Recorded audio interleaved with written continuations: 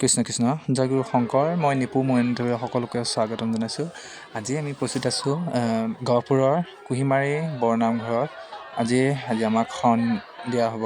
ইয়াত আমাৰ আটা খাব আছে আৰু আমাক শৰণ দিব আজি শ্ৰী শ্ৰী দিহিং সত্ৰ সত্ৰাধিকাৰদেৱৰ দ্বাৰা আজি আমাক শৰণ দিয়া হ'ব।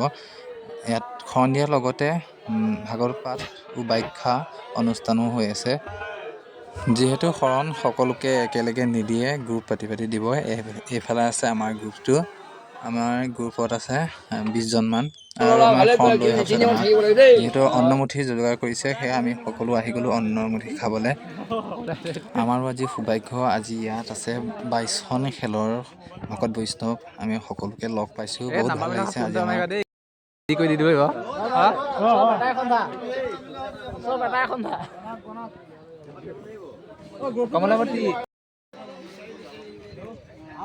এটাই খাব এটাই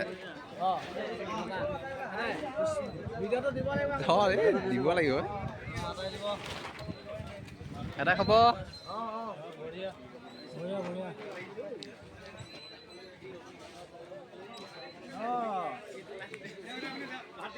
লগা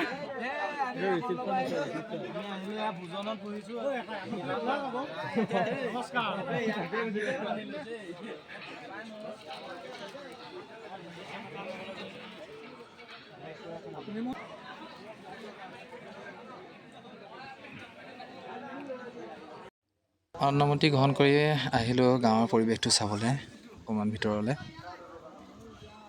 এইকেইজন আছে আমাৰ আৰু কেইজনমান আছে, বাকী কেইজন থাকিলে তাতে আমি আহিলোঁ অলপমান ওলাই আহিলোঁ।